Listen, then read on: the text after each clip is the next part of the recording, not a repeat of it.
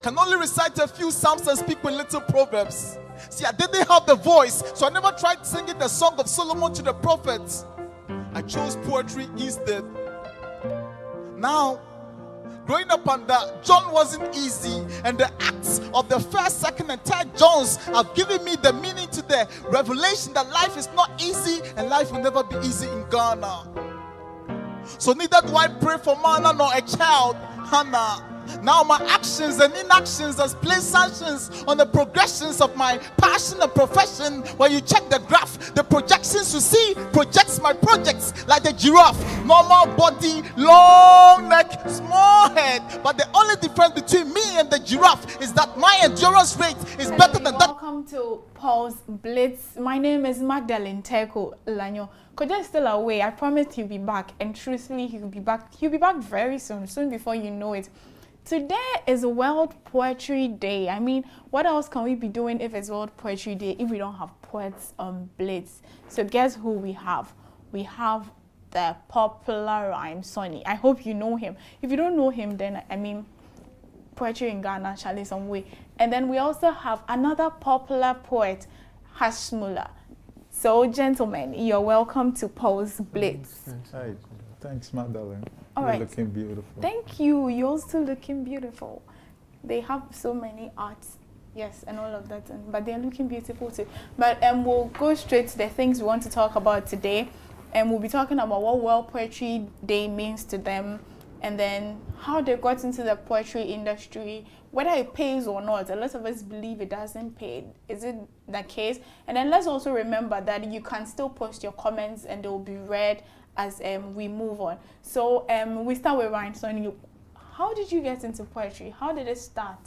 So one day I was just walking down and I heard a voice in my ears saying, "Rhyme, rise above your peers. I'll add more years to your years. Your name will go farther than the Picassos and the Shakespeares." I was like, what kind of voice is this? And the voice said that, "Look, I will take you to the promised land. I'll bless the works of your hand and I'll make them grand. Your name will be a brand that will go beyond your homeland. I'll give you the power to command and it shall stand. People will not understand." And I was asking myself, what kind of voice is this? What is this call all about? And I realized that it was poetry, so I switched from writing music and performing my works as poets. Okay, Mulla, how about you? I think I'm the street version to everything, you know. For me, I did not hear a call. I think I spoke to myself at a point. You know, I was doing all the writing, and then it made sense. I was a literature student, so I knew what I was doing was poetry, and then I just had to connect. And then it was around that time I connected with Rhyme Sonny, and I connected with a few other poets, and they helped build me to this point, and then that has been the story. So it's been a while, almost. Professionally, I've been doing this for almost 9 years. Oh. But aside the professional bit, I've been doing this for like forever. How has the journey been? How has it been like? I'll say it's been rough and smooth. Because from the writer's point of view, sometimes you want to write and then you know this is what I want to write. And then there's nothing coming up. And then from the performer point of view, sometimes you go to performances and then you're performing and then you see people chatting on their phones. And then it's some way, but it's been worth it at the end of the day because it's more fulfilling, like self-fulfillment stuff for every writer and every poet. Like you get fulfilled after doing whatever you have to do. So it's been basically that for most of us. It's paid most of us, and then it's been worth it at the end of the day. That's what I'll say. It's our way of life, and then today being a World Poetry Day, it's our birthday. Yeah, so you're celebrating your birthday. Exactly. Has it been worth it for you too? Yes, it's very much fulfilling. And coming into it, like I said, that particular call on that day, walking down the streets of Kumasi, it was clearly in my mind that on poetry I will feed, millions I will lead, multitudes I will push and I will succeed. So it's the journey, though rough, there's no perfect road in this world. So I know the outcome and I'm very much focused and we are working towards it. Do you realize that even in their answers, they are giving me poetry lines? On poetry, I will feed, millions I will lead. Hey, Charlie. You have to live your work. What is a lifestyle? It has become part of us. When we pray, it's all in the form of a poem. When we talk, when you console people, these are bigger tools that we have in our hands that we are using to help change the society. Does poetry pay? Any of you can answer that. Does poetry pay? I rightly answer that it's fulfilling.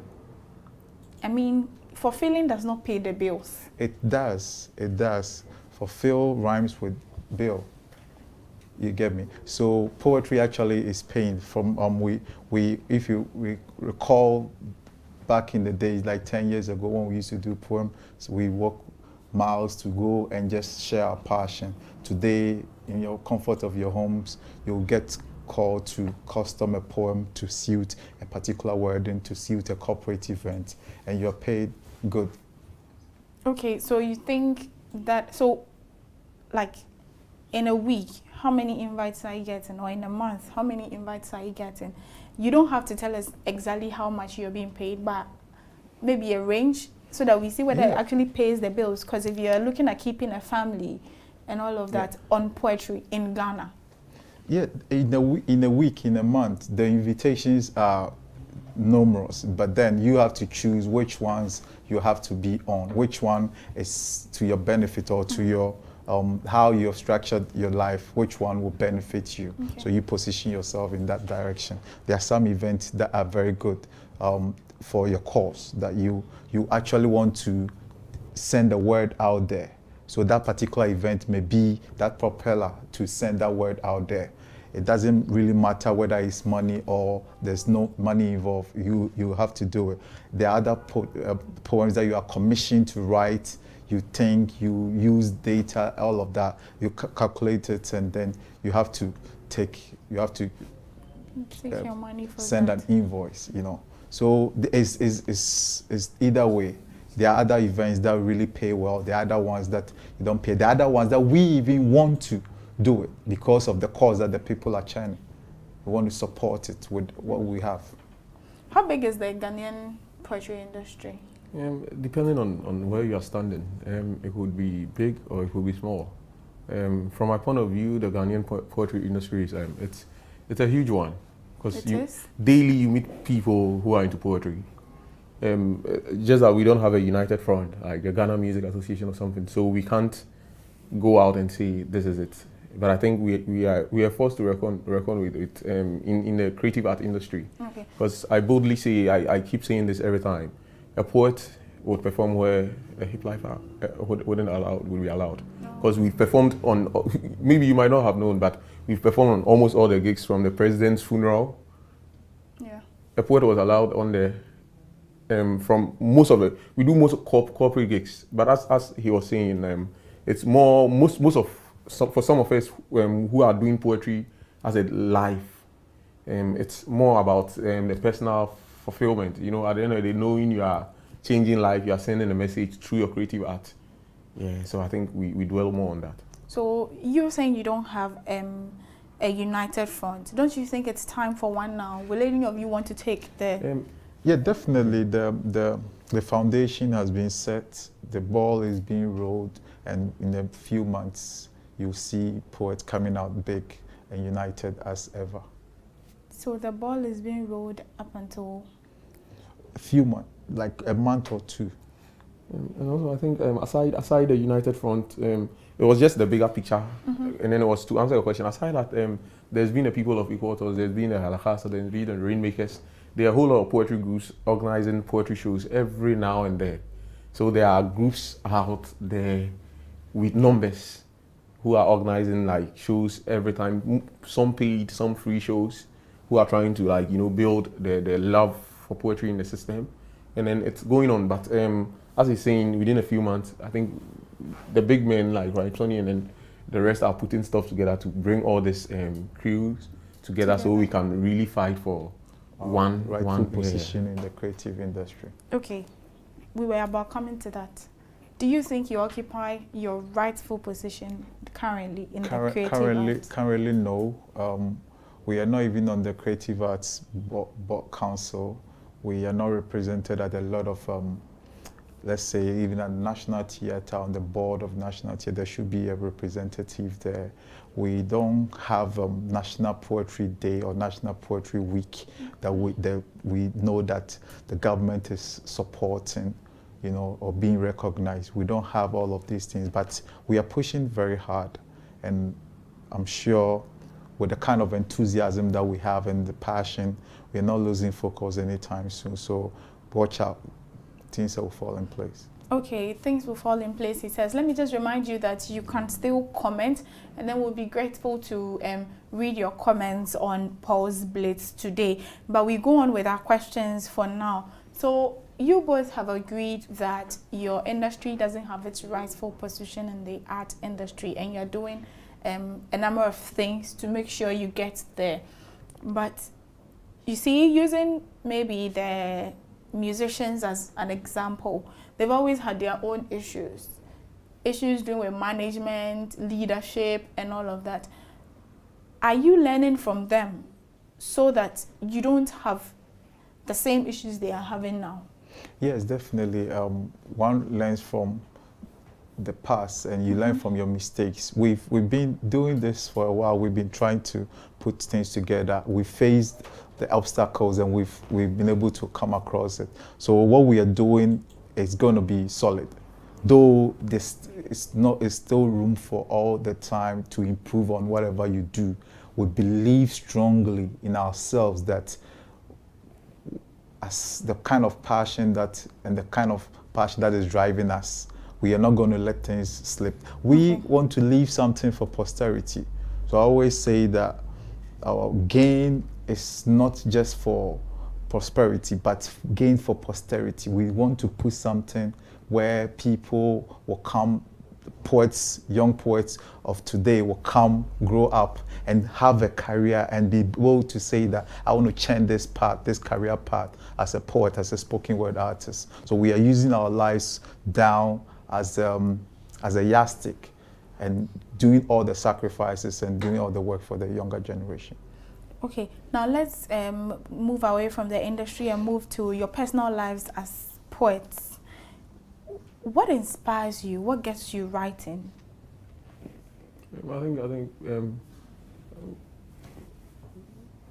I call myself a street person, so everything just inspires me. Writing on the street. Yeah, everything on the street just inspires me. Recently I was going through my stuff and I realized I was writing a whole lot about women. Oh wow. Most of my pieces were around women. And then Sonny will tell you, I almost always had issues with women too. So it's funny. Strange. Yeah, it's funny how come. And then most of them are love stuff, So I realized the inspiration you think is not there, but the list of stuff, you just have to be a poet to really understand how it happens. Sometimes it's not that easy to. Sometimes you really want to write something, you know it's there, and then there's nothing coming. So it's an on and off stuff, but as long as you are in there, as long as it's like a child learning to talk, it wouldn't be smooth from the first few years, but the more they try, the more they connect with people who are talking, the better they become. And then that's what most of us do. We daily keep learning, we keep upgrading, we keep connecting with better poets. You know a good poet when you see one. So we keep connecting. It's just about accepting reality and then flowing, accepting the system, and then doing what is best. Learning on a daily basis, and then that's basically, for me, it might be different for Sonny. Well, I always say that nothing and everything inspires me, and when I'm in my comfort zone and there's nothing to do, that particular environment actually inspires me to do something. And when I have food on my hands, when I've read, I fed myself, my soul, my mind, and there's so much joy in me, I want to put something out, When I have an issue with somebody, instead of confronting the person, I would love to put it in a poem. When I listen to a music and there's a line that inspires me, I would love to take advantage of that. For instance, yesterday I came across Parkwesi's song on Abe, and straight away it has kicked an epic poem. And so these are some of the things that inspires us. Okay, for Ryan, I listened to a poem, Okwadie. I listened to Okwadie, and then my favorite from his is When I Was a Child. Yes, I don't know why I like that poem so much, but I think it reflects a lot of what children look like and then how we grow up to become different kind of people. But aside the inspiration, do you ever write a poem and later think, oh, I shouldn't have written it this way, I should have said it in a different way? Do you ever go back and look at your poem and think that way? I take that that situation as a learning process. So yesterday or 2 days back, I was going through some of the works I've written in 2004, 2005, comparing to now. Some of them actually I perform it still now, and it's still as good as it was. And some I'm not too proud of it, but I believe it tells me where I have grown, how the journey has been. You know, some of them, yes. For instance, you know, in rhymes, it's the most difficult part of literature where people are afraid that you do, let me use David non-fa, because people won't try, you want to force it, it comes out bad. So back in the days when I was still in my element, the passion drives you to do certain lines which are not the best. But today, going back at it, you can see that you've grown. Okay, so it means it just tells you where you've come from and then where you're getting to. We'll read some of your comments. Paul Edusai Sarkodia says, God bless you all for the good work. God bless you too, Paul. And then Magma Majesi says, kudos to you all. Kudos to you too. So the rest of you watching, you can also send your comments and then or your questions if you have any, and we'll be grateful to ask or read them to our audience or our guests who are here today. We'll continue with our questioning. You play the guitar as well. Yeah. So you play and then you recite your poems? I call myself a little fortunate because I'm able to find myself wherever there's music, and then I'm also able to find myself where there's spoken word poetry. That's basically what we do. Okay. So most of the times I do covers of songs during my music performances, and then for most of the covers I do, I try to write a spoken word piece to suit the song. So I could pick any one song. That's when I'm inspired. Or maybe I could write a poem and then think it suits this particular stuff. Yeah, and then sometimes when I'm rolling with Sonny and Co, I complement their pieces with some music on the background, and then it works. He will tell you more about the cooperation between music and the spoken word or poetry and then the other forms of art. I think he has the upper hand information on that. Yes, so before he even tells us that, we'll ask him a question that leads him to tell us that I hear you write the lyrics for Flo Kingston. No, I don't write lyrics for Flo Kingston. So what's the relationship between you and Flo Kingston is a poet. I see him as one of the greatest poets Ghana should be proud of, and so I follow him a lot. We've been friends for a long time, and so we connect in that area. So we share works. He shares some of the unreleased works with me. I respect him so much. I share works with him, and we all complement each other. Likewise, I take inspiration from him, and so he's deep, and I love him. I love his works. Though some of the works that I do may seem like his, because possibly we all have that same edge, like minds. We say people of equal thoughts. That is what we are all poets. So I don't write lyrics for Flo King. I write lyrics for a number of people, but I'm not ready to disclose them. But I don't write for Flo Kingston. Okay, so you write for some Ghanaian artists. Yes, I've written in the past. Who you are not ready to tell? Yes. Oh, I've written in the past, not in the present. Okay. Yeah. So since it's past, I thought you could share with us. No, not really. Yes, anyway. We don't dwell in our past. We're looking for the future stuff. Anyway, that's fair. So what you think musicians and poets, is there any form of partnership? Because you are saying Flo Kingston is a great poet. You believe he's a great poet. But I've seen an initiative from Paul's, the non-fa Yes. lines and all. Yes. And if we did one with him, and you Yes. saw some of the, I don't know if you have seen some I of the have lines, actually contributed. yes, some of the lines people thought were non-fa and all of that, and using him as a great poet. Meanwhile, the people consuming the music think otherwise. And not necessarily. He, or let's say music, there are a lot of things that what the musician may think writing the song may not probably be what the consumer will consume, right, absorbing it. So it's two ways.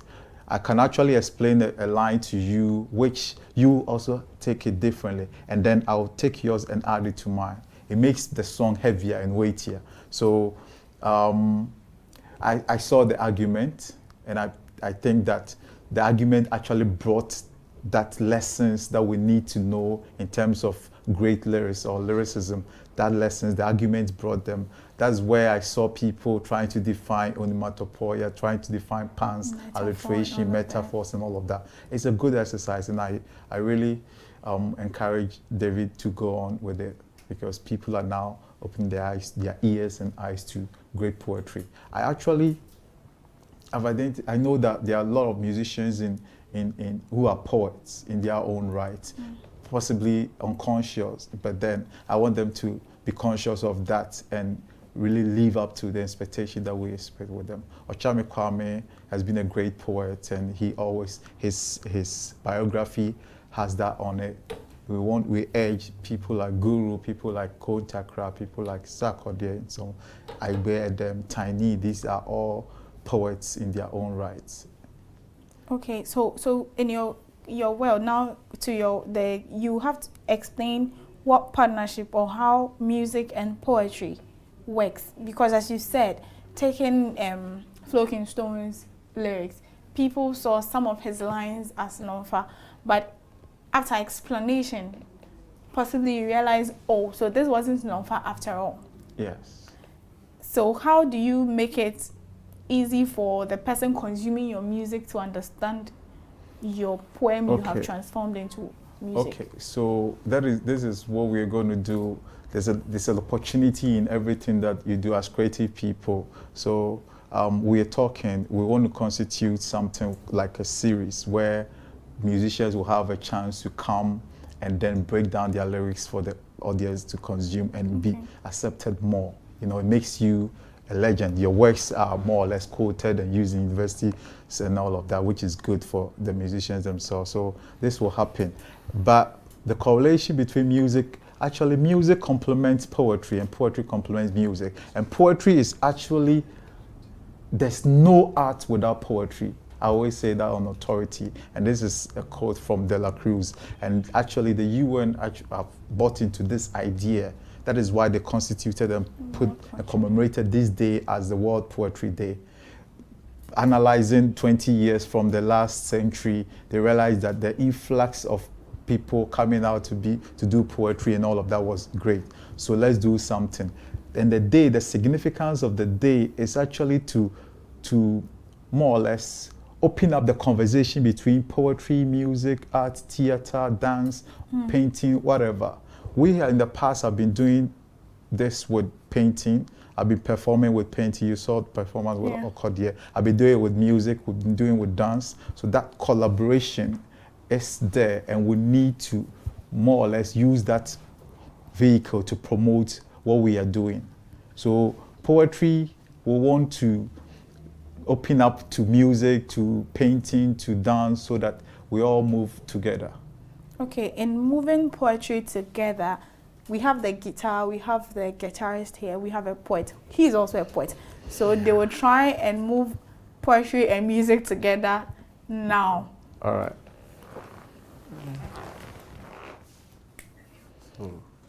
Masem. Okay. So there is something that makes me come into your presence, 'cause you're my helper. There is something that makes me come into your presence. What insurance you go me so me ho afọ. Me kruwa ayema abrusu wama meso wama mabaso wode me nsa ato me so. Eno nti se me da sori anopa firi me mpaso a me bu nkotodwe na me de me trato mpa ne so. Abompa ya da wase yagya wo soro. Odi hu koso ante wa hini brasas so penye wo se de wo peye wo soro. Wana wo pema hwase ne papa ma ne bo won tri so. Fi so on refi se eye wo a wana wo ma me so fira me nam de me sin konkon so. Eye wo a wana wo yi me fira teche me de me sin be poso. Okay, me bra me hu fifire edia mi mu mre pipe na poto bibre obi abre kire ya kikire mi wa fikire se fa so be ba mi so agisi ekoton mi na se kokuma we abrabo mu na mawe die medi me kofa ne he mango bru na me we me chen akoa de bia ye twa me poa obra no so wo me se dadoa me nam wo nice me nim pabo me nam dade me hye pabo me hwehwe me daakye me hia emboa hwe me kasa boy yesi me ye dede amachi bebrebe yi na panin so ma wani ti bebrebe a be ma ponchi achi enu ti me sorry no pa good morning machi kokanchi se daakye me so me krachi na krachi kanchi no no peso chi me daakye panin so si apese ye kese o ye ma difochie enu ti bodua se ye sorry ahomachi do banchi ye start so ti e be chi na ni na ahye so prayer papa wahwe mapampa mu papa ase me tiri so ye wo apa obra no so me ka me pa ba so me ka kire me wo se ma beto me die me pa ba. There is something that makes me come into your presence, 'cause you my helper. Thank you. Okay. I guess you're also clapping behind your scenes where you're watching as your final words, and then we bow out. Yeah, I want to tell everybody that today being World Poetry Day, I believe that we are all poets in our own right. That lyrics that you used to call your wife, I know you took it as a poem. That way that you told your father nicely, the happy Father's Day, happy Mother's Day, these are all poems. Today, share a poem with your son, with your daughter, with your girlfriend, with your wife, with your colleagues, wherever you find yourself. Let's celebrate poets and let's honor them. Hashmula. Okay, I would like to say this is a way of life. It happens to us all. As you were saying, we would send a sincere text message without stealing from anywhere. He was saying everything I wanted to say. But to really celebrate this World Poetry Day, there's an event going on at the Powerhouse that is opposite Accra Girls tonight from 5:30, and then you would have great poets like Atuko Kai, Professor Kofi Anyidowu, and then a couple of other great artists, Mr. Black, Sir Black, Sonny, myself, The Soul, a couple of other very great poets will be passing through. So you should make time if you can, and you won't regret coming. Trust me. Okay, so in the spirit of World Poetry Day, thank you very much for watching today's edition of Pulse Blitz. Remember to share a poem with anybody who matters. Even if the person doesn't matter, you never know, it will put a smile on his or her face. So let's just share poems today, and not just today, but let it continue every day. My name is Magdalene Teko Lanyo. Thank you very much for watching today's edition of Pulse Blitz.